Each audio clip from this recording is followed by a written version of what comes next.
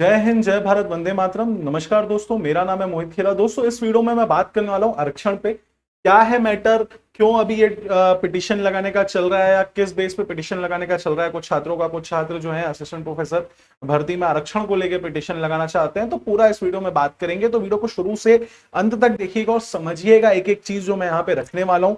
समझने की बहुत जरूरत है इस वीडियो में आप सभी को, और अंत तक देखने की भी।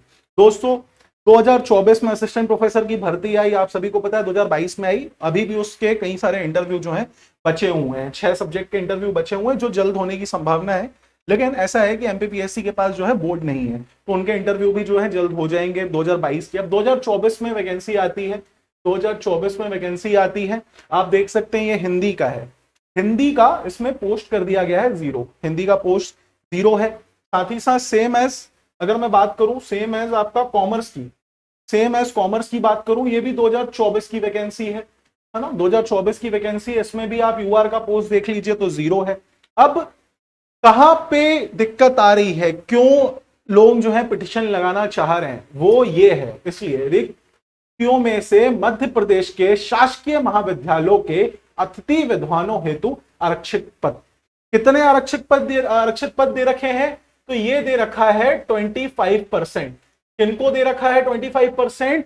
जो गेस्ट फैकल्टीज हैं, जो अतिथि विद्वान हैं, उनके लिए ये 25% पद जो है रिजर्व कर दिए हैं। अब इसमें आप देख लीजिए भाई, ऐसा नहीं कि सिर्फ यूआर के पद नहीं थे। आप सोच लीजिए जो 25% आरक्षित पद हैं उसमें एससी के भी हैं, एसटी के भी हैं, ओबीसी के भी हैं, ईडब्ल्यूएस के भी हैं। अब आप देख सकते हैं टोटल 111 में 16 और 4 20, 229 पद 111 में जो है किनके लिए रहेंगे? गेस्ट फैकल्टी के लिए रहेंगे। अब यहीं से हिसाब लगा लीजिए, गेस्ट फैकल्टी को 25% रिजर्वेशन मिल रहा है। अब आपको मैं एक छोटी सी बात यहां समझना चाहता हूं आप सभी से। जो संविधान वाला आरक्षण है उस पर तो किसी का कोई विरोध नहीं है। जो हमें संविधान आरक्षण दे रहा है उस पर तो मुझे भी विरोध नहीं है, किसी को भी विरोध नहीं है, चलिए। लेकिन उसके बावजूद जिनके पास ऑलरेडी रोजगार है, जो ऑलरेडी गेस्ट फैकल्टी हैं, जो काम कर रहे हैं, जो पैसा कमा रहे हैं, उनके लिए 25% पद जो है यहां पर आरक्षित कर दिए गए। अब सोच लीजिए सरकार अगर ऐसे ही, अब देख लीजिए रिक्तियों में से मध्य प्रदेश की मूल निवासी महिला अभ्यर्थियों हेतु आरक्षित पदों की संख्या, ठीक है। मध्य प्रदेश के मूल निवासी दिव्यांगजनों हेतु आरक्षित पदों की संख्या, कोई दिक्कत नहीं है। महिला आरक्षण भी चलता है, दिव्यांग आरक्षण भी चलता है, और एक्स सर्विसमैन आरक्षण भी चलता है। जो संवैधानिक आरक्षण चल रहे हैं उस पर हमको कोई विरोध है भी नहीं। लेकिन अब ऐसे आ जाता है अतिथि विद्वान। ऐसे ही संविदा आरक्षण, अभी व्यापम की कुछ भर्तियों में संविदा कर्मियों को 50% तक आरक्षण दिया गया है।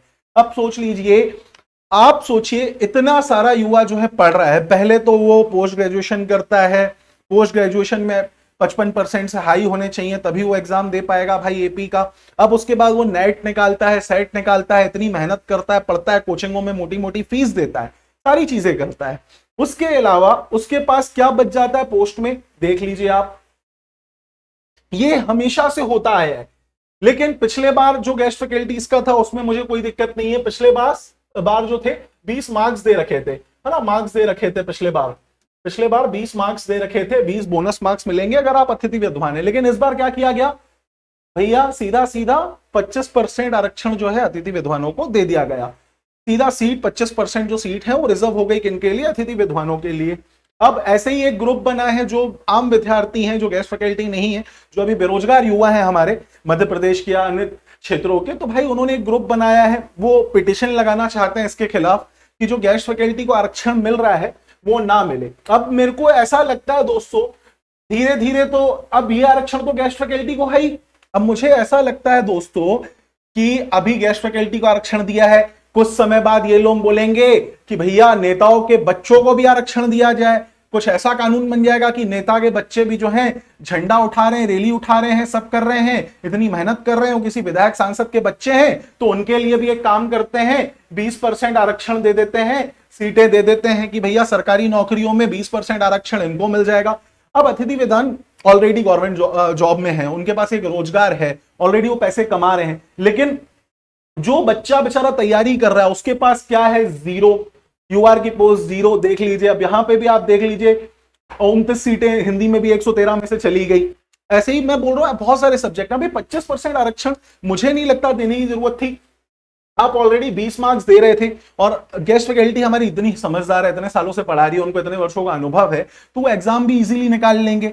बहुत इजी है उनके लिए तो एग्जाम निकालना, बिकॉज वो इतने सालों से वही सब्जेक्ट पढ़ा रहे हैं जिनके लिए वो एग्जाम निकालेंगे। लेकिन जो नया बच्चा जो तैयारी कर रहा है, जिसका अभी पोस्ट ग्रेजुएशन हुआ है, तो उसको भी तो मौका मिले, उसको तो मौका मिल ही नहीं रहा है। उसकी तो सीटें भाई 25% तो यहीं चली जा रही है।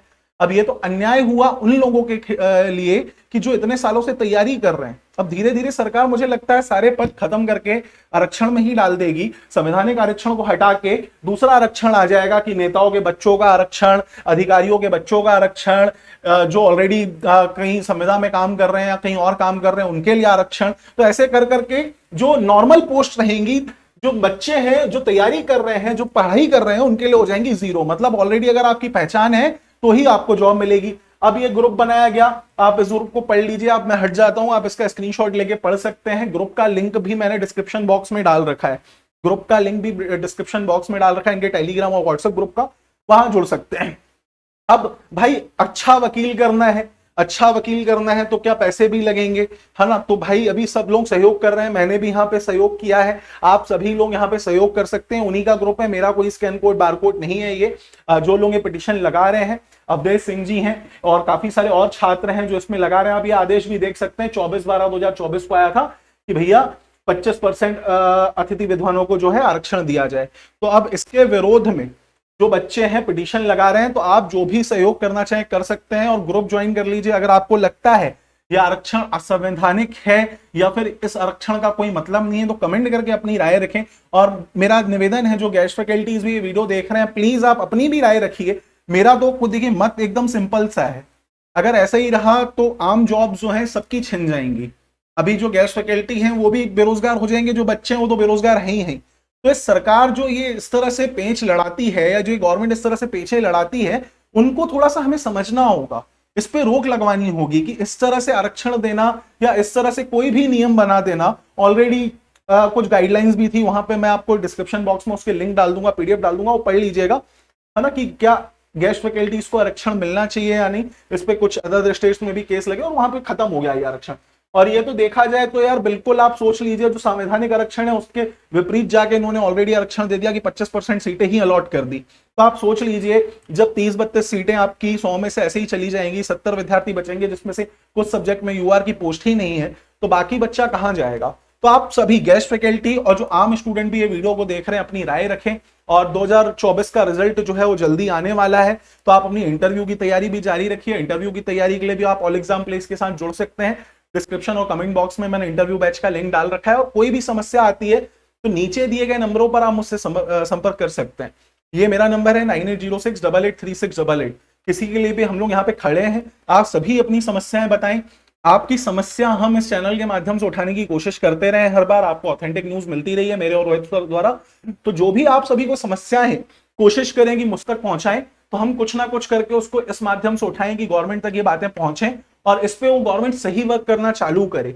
इस सरकार को युवाओं की आवाज बनना था, लेकिन ये तो सरकार युवाओं की आवाज दबाने का काम करती है, उनको बेरोजगार रखने का काम करती है। सरकार का काम होता है रोजगार पैदा करना, लेकिन सरकार ऐसा काम करती है कि वो लोगों को बेरोजगार ही रखना चाहती है।